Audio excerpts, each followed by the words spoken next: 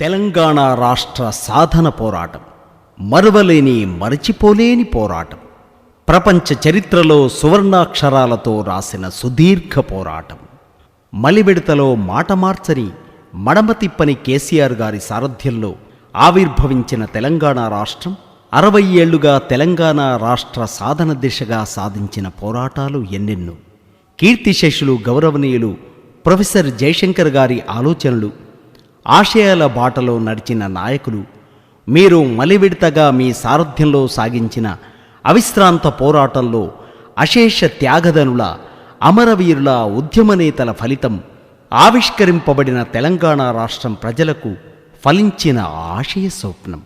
దగాపడ్డ తెలంగాణ ప్రాంత తీరుతెన్నులు, వెనుకబాటుతనానికి కారణాలను బహిరంగ సభలలో బాహాటంగా ఆధారాలు చూపిస్తూ, అనేక కోణాలలో వివరిస్తూ, ప్రతి గుండెకు చెదరని సంకల్పంతో చేరవేసే ప్రయత్న ప్రభంజన ప్రవాహంలో ఆటుపోట్లను తట్టుకొని అలుపెరుగకుండా సాగించిన తెలంగాణ మహోద్యమానికి శ్వాసవై ధ్యాసవైనావు.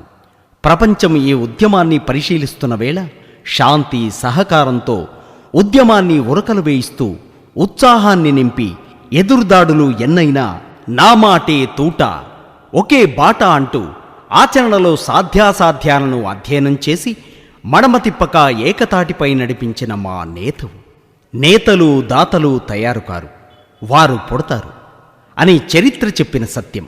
నేతలను నమ్మని నేలగా మారిన ఈ దేశంలో మా నేత మాట రతనాల మూట అని చెప్పుకుంటూ గర్విస్తున్నాం.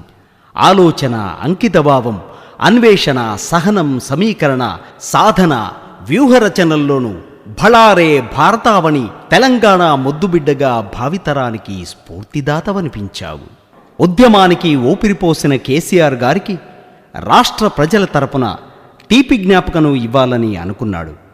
ఆయనే ఎంఎస్ ఆచార్య.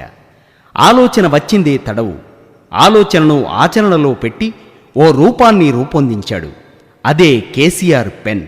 దీన్ని హైదరాబాదులో జరిగిన సాంస్కృతిక కళాకారుల సమ్మేళనంలో రాష్ట్ర ప్రజల తరపున జ్ఞాపకను అందించారు. దీనిలో జై తెలంగాణ నినాదం, తెలంగాణ రాష్ట్రం, తెలంగాణ తల్లి చిత్రపటం, ప్రొఫెసర్ జయశంకర్ గారి ముఖచిత్రం, కేసీఆర్ గారి ముఖచిత్రం పొందుపరచబడి ఉన్నాయి.